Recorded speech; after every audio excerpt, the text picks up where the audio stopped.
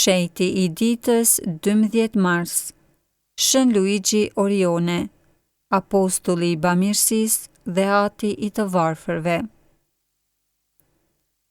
Historia e kishës katolike është e pasuruar me figura të mëdha, që të udhëhequr nga dashuria për Krishtin dhe për të afërmin, kanë ndryshuar botën përmes përkushtimit të tyre ndaj të varfërve dhe nevojtarve. Një prej këtyre figurave të ndritura është Shën Luigi Orione, një prift I zjarrt dhe bamerës I palodhur, I cili e jetoi ungjillin përmes shërbimit të tij ndaj më të dobëtve dhe të braktisurve të shoqërisë. Luigi Orione lindi më 23 qershor të vitit 1872 në Pontecurone, një fshat I thjeshtë në provincën Alessandria të Italisë. I lindur në një familje të varfër, ai u rrit në një mjedis të përvujt, ku mësimi I parë që mori ishte ai I punës dhe besimit. Babai I tij ishte punëtor rruge, ndërsa nëna e tij, një grua e devotshme, I edukoi fëmijët e saj me frymën e Krishterë dhe me besimin se gjithçka duhet ja besonin providencës hyjnore. Në moshën 13 vjeçare, Luigi hyri në seminarin franceskan në Voghera, por për shkak të një sëmundjeje serioze të mushkrive, ai u detyrua të largohej. Megjithatë, në vitin 1886, ai u pranua në oratorin e Don Boskos në Torino, ku u njoh me këtë shenjë të madh të rinisë. Don Bosco, që tashmë ishte në vitet e fundit të jetës së tij, pa te Luigi një shpirt të jashtëzakonshëm dhe quajti atë një nga nxënësit e tij më të mirë. Mrekullisht, pas vdekjes së Don Boskos në vitin 1888, Luigi u shërua nga një sëmundje e tij dhe vazhdoi rrugën drejt meshtarisë. Më 1895, Luigi Orione u shugurua meshtar dhe menjëherë nisi veprën e tij të shërbimit të varfërve dhe të rinjve. Ai hapi një orator për fëmijët e varfër dhe një shkollë profesionale për t'u dhënë atyre një të ardhme më të mirë. Dashuria e tij për të varfrit nuk njihte kufi, dhe ai krijoi një kongregat të veçantë të quajtur Bijtë e Providencës Hyjnore në vitin 1903, duke bashkuar priftërinë dhe laik të përkushtuar ndaj shërbimit në vitin 1903, duke bashkuar priftërinë dhe laik të përkushtuar ndaj shërbimit të më të dobëtve. Por përkushtimi I tij nuk ndaloi këtu. Gjatë tërmetit shkatrues në Messina dhe Reggio, Calabria, në vitin 1908, ai la gjithçka për të ndihmuar viktimat dhe jetimët. Po ashtu, ai shërbeu në rajonin e Marsikës, pas një tjetër tërmeti tragjik në vitin 1915. Këto katastrofa e nxitën atë të themelonte motrat e vogla misionare të bamirësisë, një kongregat kushtuar kujdesit për të sëmurët, jetimët dhe nevojtarët.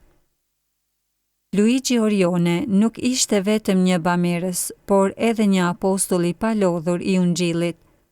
Ai besonte se dashuria për të varfrit nuk ishte vetëm një akt bamirësie, por një mënyrë për të përhapur mesazhin e Krishtit. Në këtë frym, ai themeloi shumë shkolla, shtëpi për të varfrit dhe jetimët, dhe komunitetet misionare jo vetëm në Itali, por edhe në Amerikën Latine, në Shqipëri dhe në Poloni. Në gjithë jetën e tij, ai u karakterizua nga një përvujtëri e thellë dhe një dashuri e jashtëzakonshme për papën dhe kishën. Ai e quante veten shërbëtor I hyjit dhe I të varfërve, dhe shpesh thoshte: "Shpëtimi I shpirtrave është gjithçka për mua."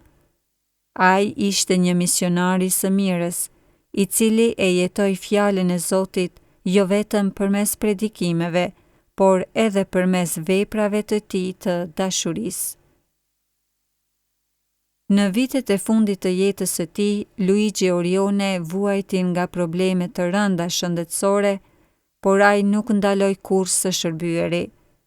Në dimrin e vitit 1940, sëmundja e tij e rëndoi aq shumë saqë ai u transferua në Sanremo për pushim. Aty, më 12 mars të vitit 1940, ai dha frymën e fundit, i rrethuar nga bashkëpunëtorët e tij meshtar. Fjalët e tij të fundit ishin: Jezus, Jezus, po vi tek ti. Në varrimin e tij, mijëra njerëz erdhen për t'i dhënë lamtëmirën e fundit, duke dëshmuar se jeta e tij kishte prekur mijëra shpirtra. Ai u varros në shentrorën e zojës së ndihmës së shpejtë në Tortona, ku veprat e tij vazhdojnë ende edhe sot.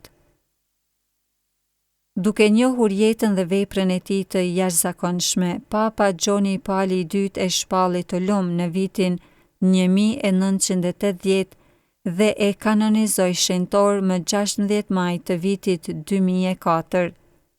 Gjatë kanonizimit, Papa tha për të: Shën Luigi Orione ishte një gjeni i dashurisë së Krishter. Ai ishte një burr i përvuajtur, por me një zemër të madhe, që nuk ndaloi kurrë së dashuruari Krishtin dhe të varfrit. Sot rrjeti i institucioneve të tij, vepra e vogël e providencës hyjnore, vazhdon të ndihmojë të varfrit, të sëmurët, jetimët dhe njerëzit në nevojë në shumë vende të botës. Shpirti i tij jeton në ata që vazhdojnë veprën e tij, duke u kujdesur për më të braktisurit e shoqërisë. Mesazhi i Shën Luigi Orione për botën e sotme. Në një botë ku shpesh mbizotron egoizmi dhe indiferenca ndaj të varfërve, jeta e Shën Luigi Orionit është një thirrje për dashuri dhe shërbim. Ai na kujton se e vërteta e krishtërimit nuk është vetëm një teori, por një dashuri e gjallë që shfaqet në shërbimin ndaj të tjerëve. Ai na fton të mos mbyllim sytë para vuajtjes së të varfërve dhe të braktisurve, por të bëhemi vegla të dashurisë së Zotit në botë. Siç e thoshte shpesh ai, Krishti vjen duke mbajtur kishën në zemrën e tij dhe në dorën e tij lotët dhe gjakun e të varfërve, vajtimet e të vuajturve, të shtypurve, të poshtruarve, të dëbuarve, të vejave dhe jetimve. Pas Krishtit hapen qej të rinj, është si agimi i triumfit të Zotit. Shën Luigi Orione, loto për ne.